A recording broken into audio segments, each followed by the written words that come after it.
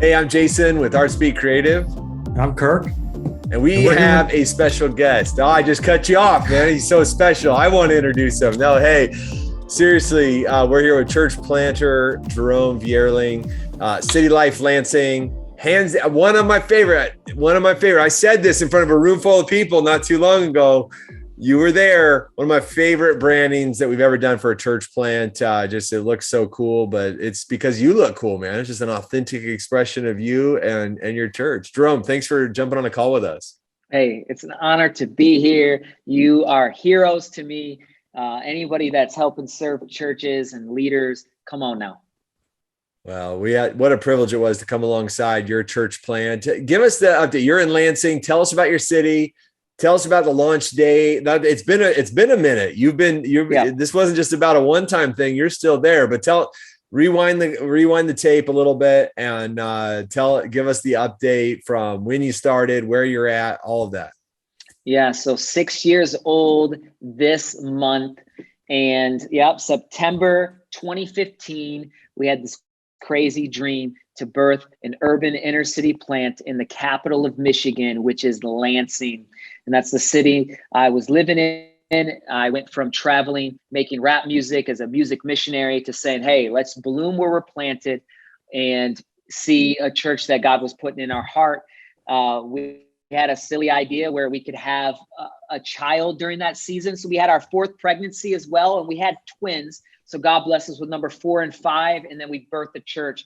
That's mega church status, man. That was. So our kids ministry out the gate, we already had good numbers, So because put our 5 back there and it's like, man, church attendance like doing pretty well just with the Vierling 5. So that was crazy. We were building the plane while we fly it. And here we are 6 years later, still, man, needing God's grace. And it's been a powerful, cool journey. Oh, that's awesome. That's amazing. And Lansing's it got its own challenges, its own culture. It sounds like you were well suited to reach already. You were kind of in the right zone. Can you tell us about how you came in and to really love Lansing as a city? Yeah. I think what happened in us was basically seeing what was on the front page of the paper above the fold and all the bad news and thinking, where am I in that? And 13 and 14, just to rewind that film, to use that language, we had 9 shootings in 6 days. And I recall looking in the comments online and everyone's like, get out of Lansing. That's why you got to leave that place. And it's, just get out of there, right? And then the schools were testing the lowest 10% of the state. It was rivaling Detroit and Saginaw at the time. And people were watching. Now, 2021, here we are. People talk about the rise of Detroit, kind of the rebirth again. But back then it was just, wow, don't be Detroit. Well, Lansing had all of the same precursors and everybody was like, let's get out of here. And I felt this burden where, man, this is a reflection of how much we love the city. And this is our city. That's our schools. Those are our people. These are our neighborhoods. And are we going to be a part of the solution or are we just going to be a part of the problem? And I think people meant well, but even in most of the church circles I was in, I got saved from some of these darkest places in the region, but yet I got coached to go where it was safe. Meaning you don't want to live there. Like you don't want to go back there. You could do ministry there, but you got to go where it's comfortable. And I just felt like a cognitive dissonance as I read the text where if Christ comes back and God's going to make all things new and he's coming back with the city, well, how do I be a part of that kind of Jeremiah 29, seek the welfare of the city now, and especially me because of my story coming from these places, dealing drugs, coming from being kicked off the varsity basketball team senior year, doing jail time in high school, having this crazy story and God radically transforming me. How was I getting further away from the places that he saved me from? So yeah, it just became a rallying cry, not just to see it, but to be present in it. And it was as if the Lord was saying, he was inviting me into what he was already doing. And it seemed like an alarm, but really it was, I think, God getting us our attention to wake up and put your roots down and quit traveling. He wasn't mad, I didn't feel, but it did feel a sense of stewardship. it sobered me up. It's funny you mentioned some of the coaching you got. I was watching an unnamed online conference, and I was watching the breakout session, church planning conference. I loved it, loved all the content. And then all of a sudden, there you are on like the third row, and you raise your hand. You're like, "So, hey, I'm Jerome. I'm from Inner City Lansing. We're doing this." And then the speaker, fantastic content, great guy. He says, "Oh yeah, well, listen, you have to understand that this stuff isn't, what we're talking about here really isn't you're gonna struggle. It's just not gonna work in the inner city." And you're like, "Oh no, that wasn't my question. Actually, we're doing great. We've got several hundred people coming out. All the going.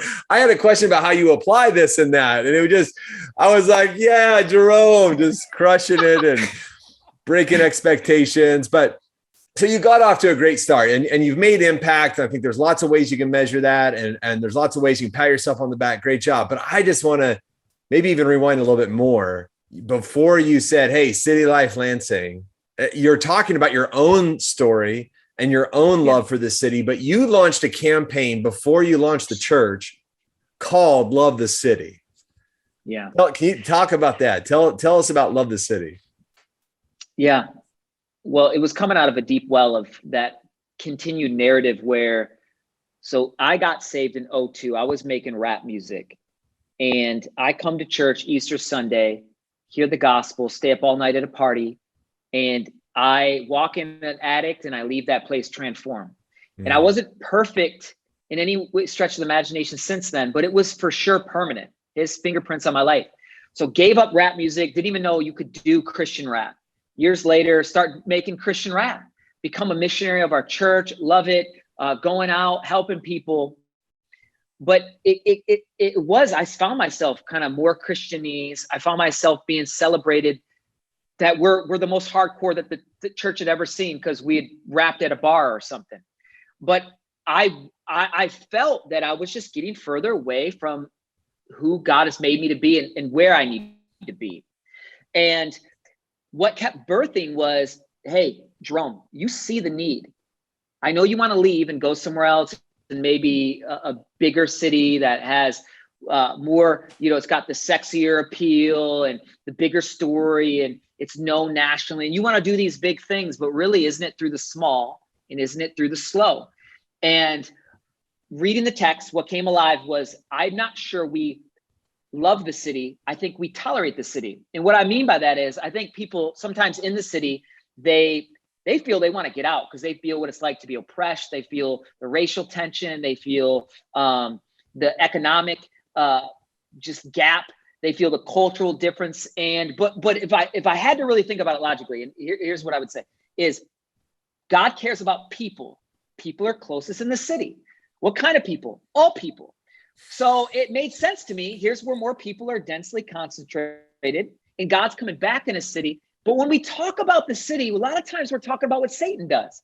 So for instance, like Satan, did you hear about there's these bars or casinos or, this type of way of how people view what marriage should be or whatever? People are just talking about pretty much the issues instead of saying, man, isn't there a Imago Dei there? People made in the image of God.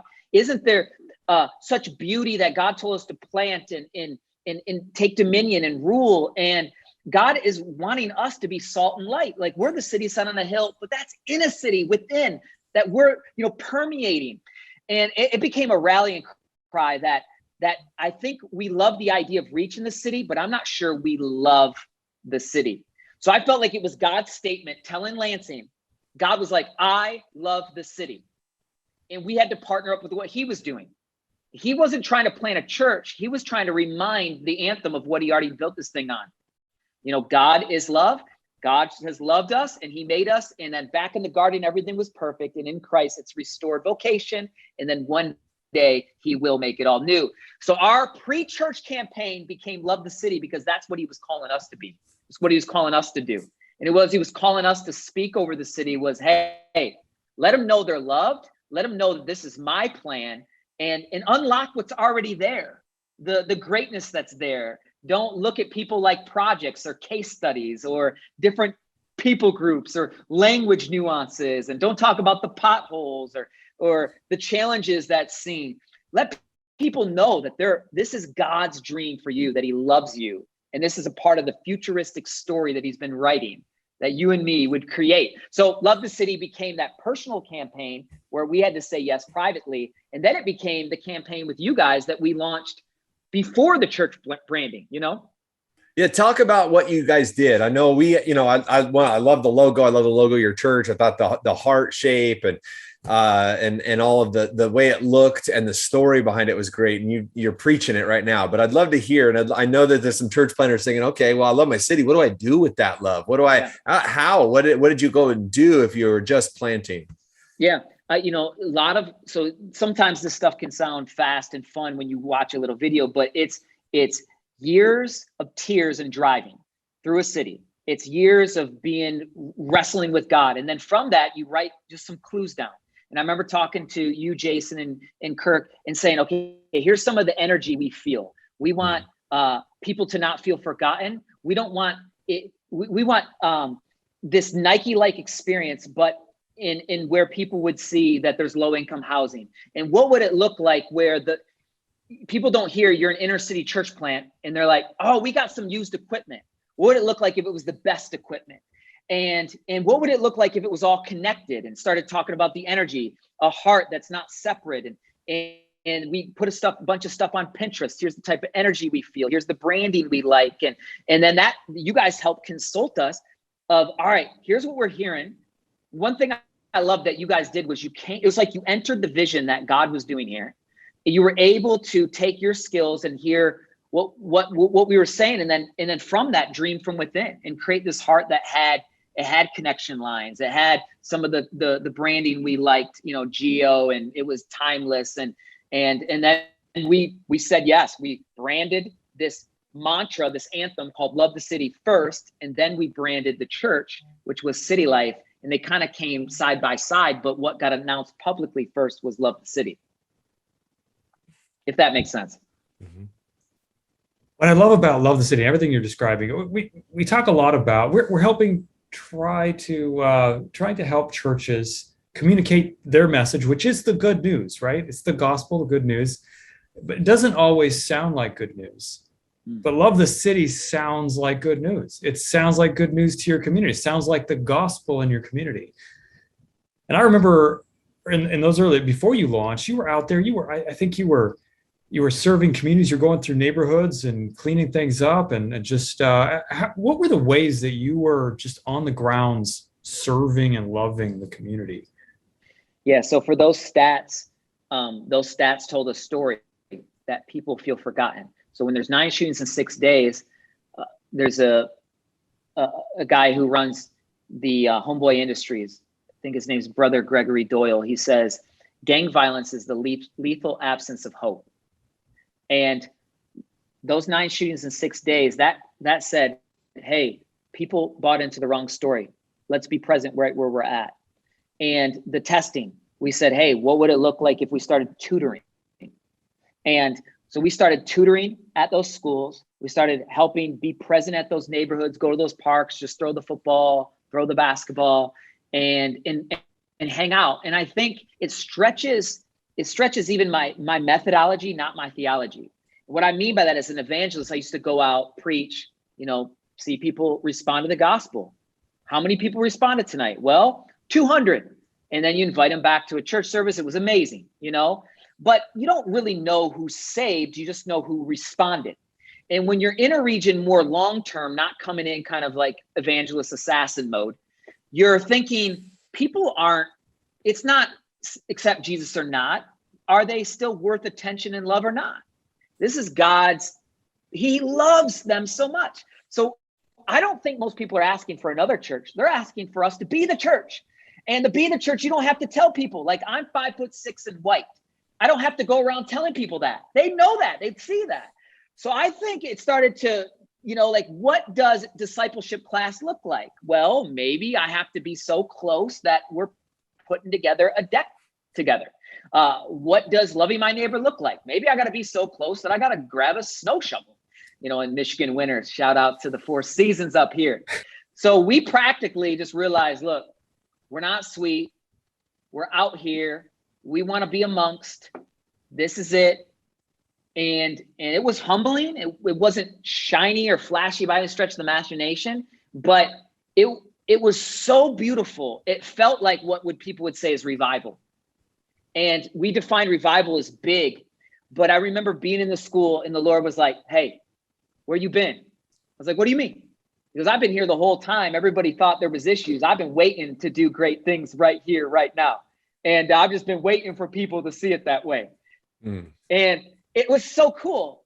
There wasn't metrics I could check off. There wasn't big things I could say, but being present and looking at people and telling them, "Hey, dude, I love you."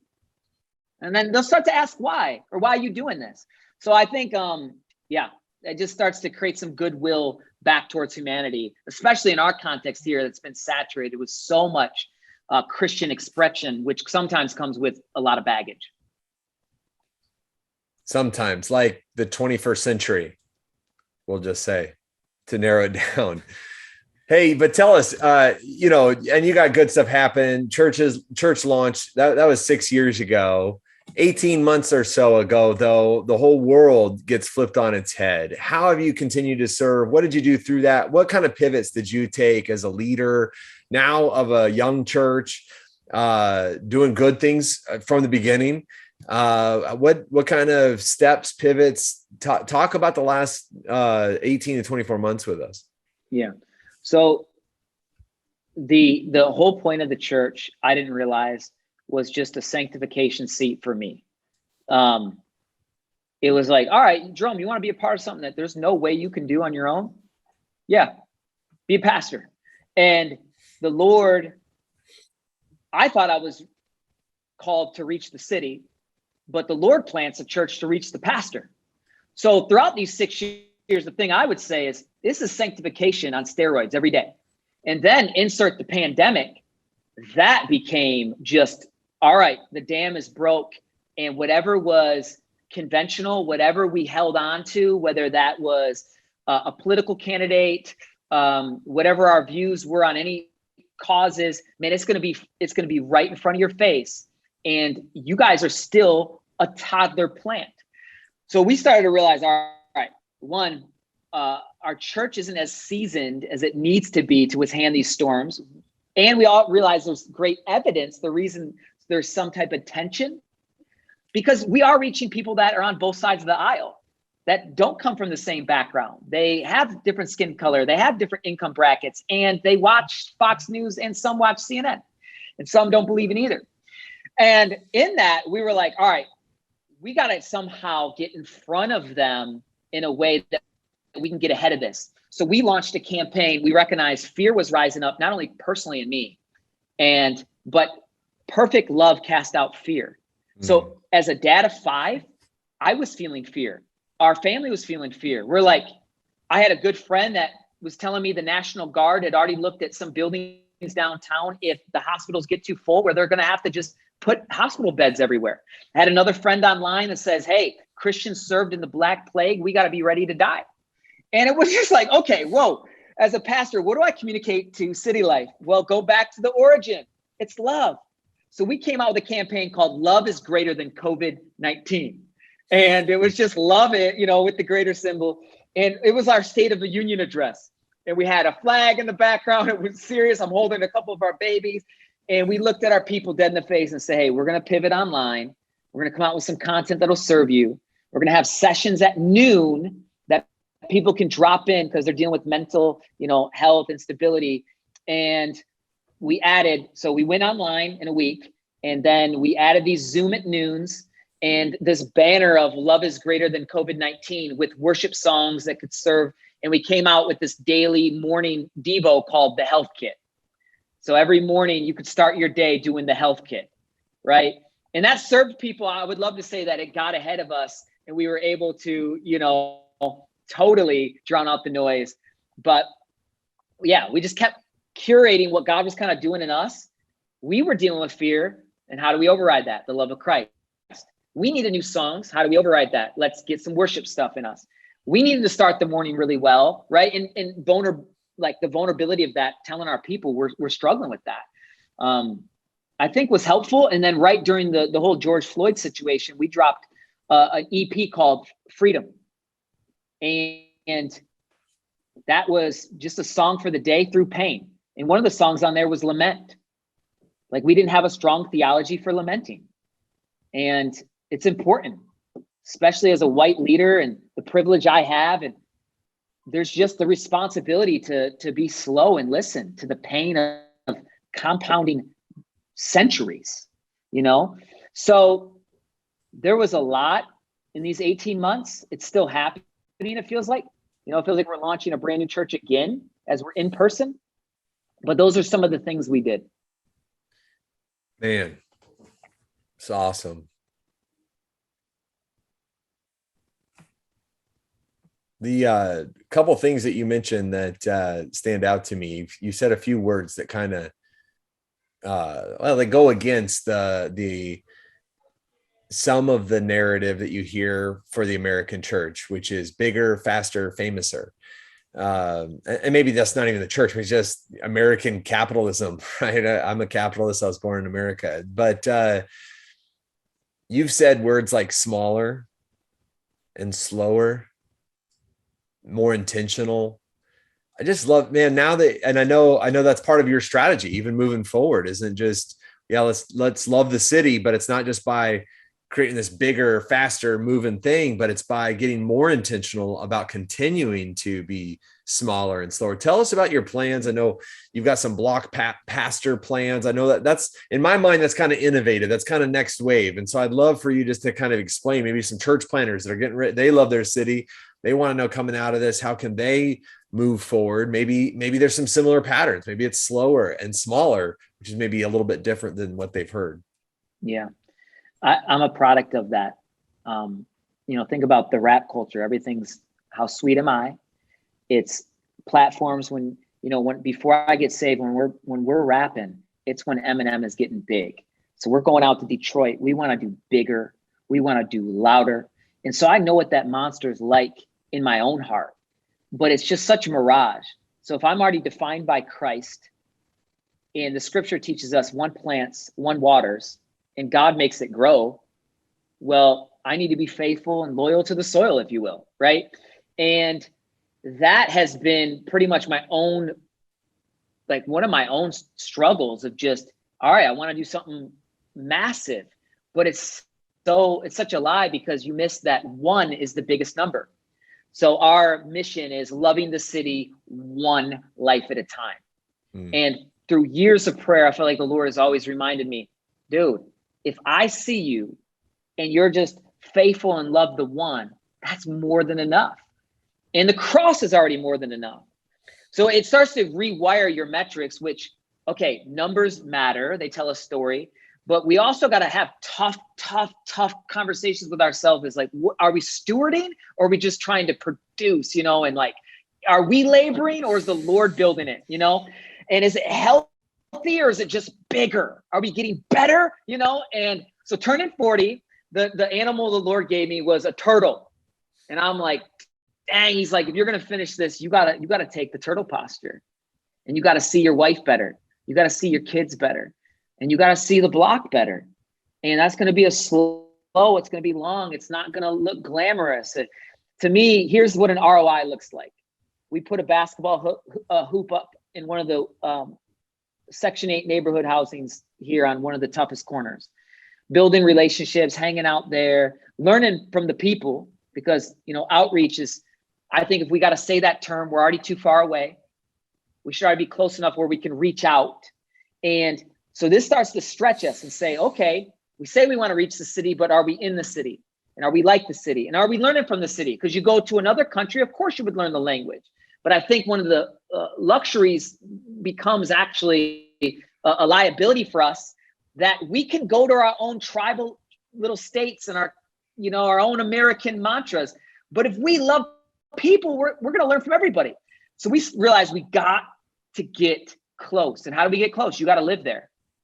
And you can't have buildings that are only single, purpose buildings. That can work for many. Like, please, I love the church. There's probably some people that are watching this, and we got to have tougher conversations earlier. It shouldn't take a pandemic for us to, Silicon Valley shouldn't lap us. We got the most creative God on the planet. And if we redefine winning as being faithful and being amongst and dwelling, then it only makes logical sense that we want to live closer to people. So we, there's a book, Dream With Me. I don't know, it might be in the background right there. John Perkins, he writes reconciliation, relocation, and redistribution. And it's pivotal. I think it's essential that we all kind of see that. And we give up whatever comforts that we might have. And we ask the Lord, where would you send me? And so right now we have purchased for the first time ever our first block pastor home. And then we were donated our second block pastor home in some of these forgotten, marginalized neighborhoods that we're able to renovate, but not even renovate to say, look how sweet the church is. We got to be sensitive to say, hey, are we also seeing your needs, as we want to give a good example of what a stewarded home would look like. But then moving some of our ministers and training in there, and having men's homes and women's homes and then couples homes. And we've just had a dream pre-launch to do that. And now this is coming to fruition, like homes under the authority of the Church of Jesus Christ, for the glory of Jesus Christ. And that's bigger than us, that will outlive us. So we're in that right now. We're rehabbing these first two homes that will be pretty much on the block to love the city one life at a time, or to love the block, one life at a time. Man, fantastic, amazing. Jerome. Love it. Love your energy. I love the enthusiasm and the call, the work of God in your life from beginning to even now. And Kirk, what are you thinking about? Looks like you got a question in your mind. Well, I think I'm still processing everything you said, because there's so much there, Jerome. But I hear in that a message for the church as a whole, which has so often chased the big. But we've seen over and over again also the dangers of the big and that race to big. Not that there's not good that's happening there, but this redefinition of success is what I'm hearing from you, that it's that faithfulness. It's love.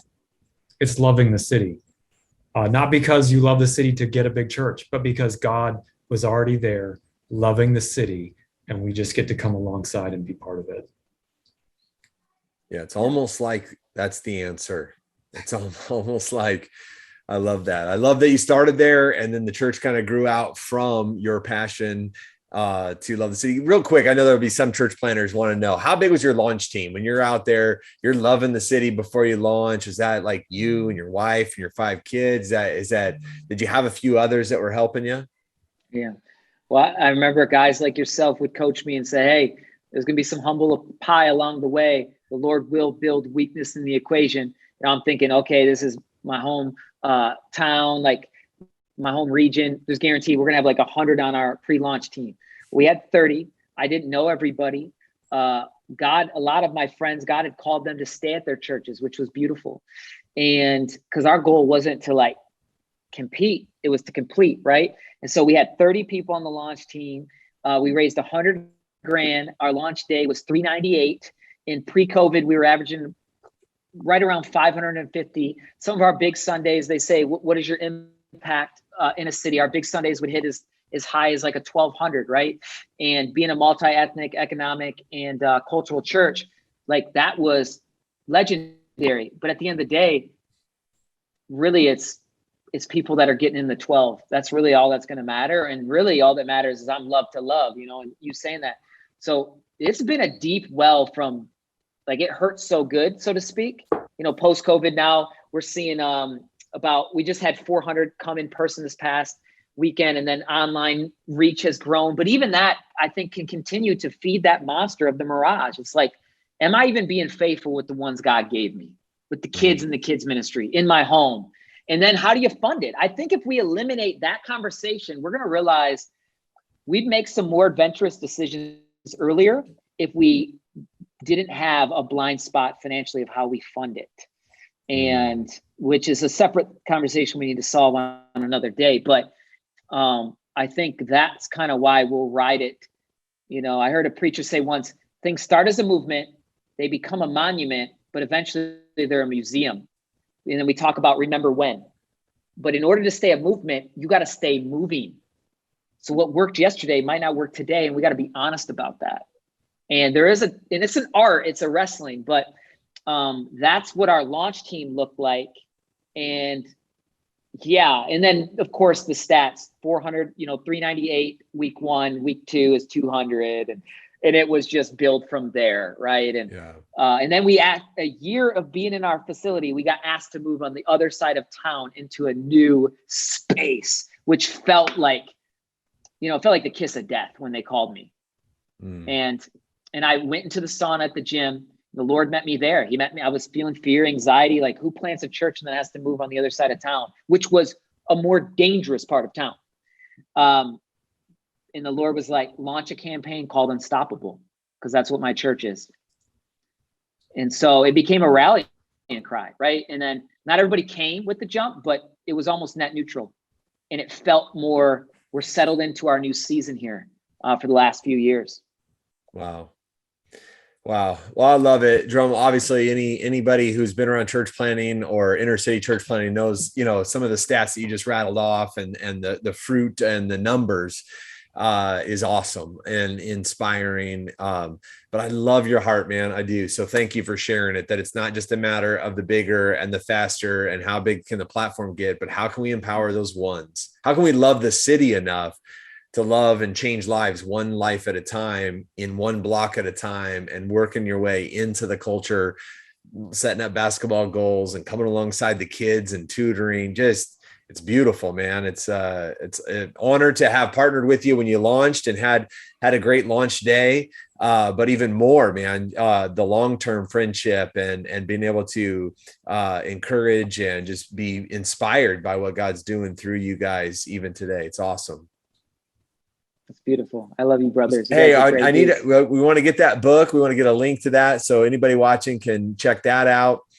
I also want to get, where can we pick up that EP? Where's the best spot? Is that Spotify? Where we need to get your a link for that so that people can check out your music? City Life Lansing is in Spotify, Apple Music, your preference there. But I think you'll enjoy the EP. So a lot of us have made music here. It's crazy how many talented people God has just kind of graced in the space. So check that out. It's a different type of worship, new song for a new day, new season. So I think you like that. And we got some more music coming hopefully soon. And you guys will know about that.